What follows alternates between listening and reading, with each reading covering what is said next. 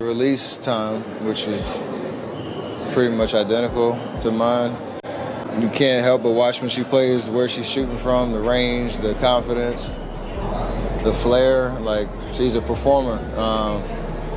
It's crazy though, just because her shot is, it's like that, it's at that level. Any comparisons in the way that she shoots to you? If people compare the way you two shoot, do you see anything?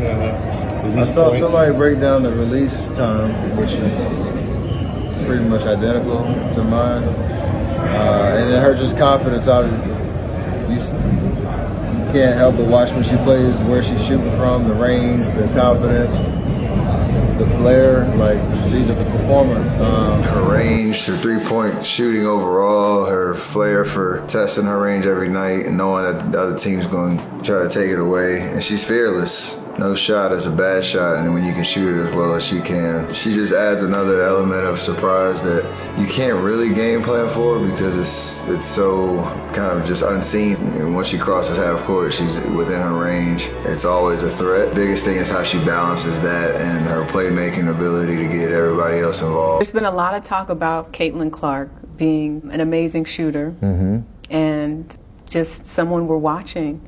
Have you spoken to her? Do you know her? What do you think? I mean, I've been watching from afar and understanding just how much of a power she is out there on the court. The cool part is the way that she plays and her range and the level of difficulty on her shots is obviously a very close comparison to the way that I play. I was going to say Caitlin Clark's been compared to you. Yeah, but I think it almost robs her of like the rest of her game because she's such a good floor, she has her overall, floor game. She's racking up, close to triple doubles every night, and her shooting ability is, it's her superpower, but the rest of her game is as polished as that. And so it's must-see TV. I love what it is done for, women's basketball in terms of when she shows up, the seats are filled. And Steph, I'd love to get your take on the women's game right now and the explosion that they're having. What do you see going forward for the next few years of the WNBA? Just more exposure. I want obviously the conversations now around the league are totally different. Attendance is up. They're on TV a lot more. You see just that.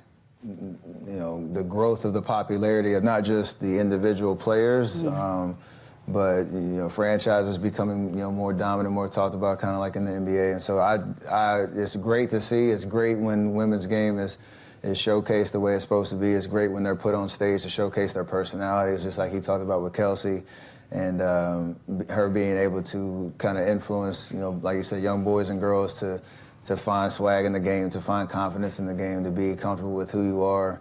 You obviously know with Angel Reese, Caitlin Clark doing amazing things early in their careers. Cameron Brink, who's family to me. So it's awesome to know that the profiles of each of the individual players are growing, the platforms are growing, the hype around the game. And the league's growing. Now we're going to have a Golden State team, right? The Valkyries are coming. So, it's that expansion is huge. And, you want to be continuing to support them in the way we can. Like, I'm going to the game on Sunday and excited to see, that talent up close and personal. The more you can get out there and watch them, talk about them, see them, get to know them, it's for the better. So Sunday was the most watched WNBA game on any network in 23 years between the Chicago Sky and the Indiana Fever. Angel Reese is a rookie with the Sky. In case you don't know this, Caitlin Clark plays for the Fever. 2.25 million viewers on average watched on Father's Day. I think the WNBA narrative right now is Caitlin Clark, and I think that's a good narrative, but it's also not the only narrative. Caitlin is an amazing generational talent, and she's going to do amazing things. You're the number one pick. People are going to go after you, whether it's for the right or wrong reasons, because they see greatness in you. And what the WNBA is measuring one type of greatness against the other greatness. She is her own economy, and that is amazing, and she's being paid her worth. And now we need to get other women on board to get paid their worth, because she's the reflection of what should happen in women's sports. The WNBA has undoubtedly made impressive improvements in popularity recently, thanks to the rise of young stars like Angel Reese, Caitlin Clark, and Cameron Brink. Their presence has generated more buzz than ever and has drawn more eyes to the sport, bringing women's basketball into the spotlight. But despite this surge in attention, financial challenges continue to plague the league. The WNBA hasn't been able to turn a profit for nearly 3 decades.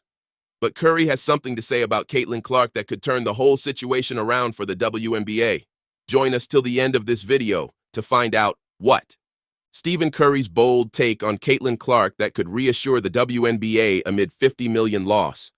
Since its inception 28 years ago, the WNBA has seen slow but steady growth. However, according to NBA Commissioner Adam Silver, the league has been significantly losing about $10 million every year. Everyone, including fans and analysts, hoped that the rise of new stars would reverse the trend, but instead, the losses have only deepened. A recent report from the Washington Post reveals that the league is expected to lose $50 million this season alone, a staggering jump from previous years. Amid these worrying financial numbers, NBA superstar Stephen Curry stepped up with some much-needed optimism. Known for his leadership both on and off the court, Curry offered words of encouragement, pointing to the league's growing popularity and increasing viewership. In a recent Bloomberg interview, Curry said, "The conversations now around the league are totally different. Attendance is up. They're on TV a lot more. The growth of the popularity of not just the individual players, but, franchises becoming more dominant." The 4-time NBA champion went on to commend the impact that stars like Kelsey Plum have had on the sport, especially in inspiring younger generations of athletes. He didn't stop there, also acknowledging the influence of rising talents like Angel Reese and Caitlin Clark. "You obviously know what Angel Reese and Caitlin Clark are doing. Amazing things early in their careers," Curry said. He even gave a shout-out to his godsister, Cameron Brink, who is currently recovering from a season-ending ACL injury. The big question now is, can rising stars like Caitlin Clark and Angel Reese help save the WNBA from its financial troubles? Clark, who burst onto the national scene during her time at the University of Iowa, has continued to make headlines since entering the WNBA. Whether it's her stunning performances on the court or her involvement in controversies, Clark has a knack for staying in the spotlight. Her arrival in the WNBA, along with Angel Reese, has reignited conversations about the league's potential, especially with notable NBA legends like Charles Barkley and Gilbert Arenas throwing their support behind the league. This buzz around the two stars has already had some positive results. Reese and Clark first became rivals in college basketball, and that competitive energy has spilled over into the WNBA. Their matchups have drawn the attention of fans across the country, and the numbers prove it. One notable example is a game between Reese's Chicago Sky and Clark's Indiana Fever, which made history on ION's network. The game became the most-watched sporting event in the network's history, averaging 1.6 million viewers and peaking at 1.9 million. These viewership numbers are encouraging signs that Reese and Clark could help steer the WNBA in a new direction. If they continue to draw in viewers like they did during their college rivalry, there's a real chance the league could turn its financial losses around. Plus, this is just their rookie season. There's plenty of time for them to grow their fan base and build momentum for the WNBA's future. As Stephen Curry suggested, the conversation around the WNBA is shifting. With stars like Clark, Reese, and Brink leading the way, the league might finally be on the verge of a breakthrough. The financial losses are daunting, but with the right players in the spotlight, the WNBA could turn this challenge into an opportunity for growth. Stephen Curry's claim on Caitlin Clark will calm WNBA's nerves as $50 million loss threatens league. Why was the WNBA even expected to lose a $50 million loss 2024 despite surging interest? Let's take a look back at how it all began. The reports indicating that the Women's National Basketball Association, WNBA, was set to lose around $50 million by the end of the year started in June, when the league was facing a significant financial challenge. This was despite the league experiencing unprecedented growth in viewership and attendance in the opening months of the 2024 season. In fact, the league ended May 2024 with its highest attended opening month in 26 years and record-breaking television viewership across ABC, ESPN, and CBS. However, even with this surge in interest, the WNBA remained unprofitable in its 28th year. In 2018, National Basketball Association, NBA Commissioner Adam Silver, had disclosed that the WNBA had been losing an average of more than $10 million annually since its inception. Fast forward to 2024, and the Washington Post reported that the league and its teams were expected to lose $50 million, a five-fold increase compared to the previous average losses. The WNBA's unprofitability stressed the importance of securing a lucrative domestic television rights deal for the 2025 season and beyond. Despite the financial hurdles, the league's recent growth in popularity positioned it strongly for negotiations. The increasing influx of college stars such as Caitlin Clark and Angel Reese played a key role in reigniting interest in the WNBA. For example, Clark's regular season debut with the Indiana Fever averaged 2.12 million viewers on ESPN2, making it the most-watched WNBA game in 23 years. The Fever, thanks to Clark's presence, surpassed their total home attendance from the entire 2023 season after just 5 games in 2024, solidifying her status as one of the most talked-about athletes in the United States. The league's future expansion plans were also key to its strategy. In 2026, the WNBA would welcome Toronto as its 14th franchise, the first outside the U.S., and Commissioner Kathy Engelbert had expressed confidence in growing the league to 16 teams by 2028. The ownership group for the Golden State Valkyries, set to begin play in 2025, was reportedly paying a record $50 million expansion fee. Engelbert was optimistic about the WNBA's next domestic broadcast rights deal, set to start in 2025. She hoped to at least double the value of the league's current media contracts with ESPN, ION, and Amazon, which were worth up to $60 million annually at the time. The NBA, which owns approximately 60% of the WNBA, had already invested hundreds of millions of dollars into the league. Reports showed that the NBA's rights deals, covering both the NBA and WNBA, could deliver more than $7 billion annually, a significant increase from the U.S. $2.7 billion generated under the previous arrangement. According to the Washington Post, the WNBA stood to triple its annual revenue from television rights to somewhere between $180 million and $200 million in the upcoming cycle.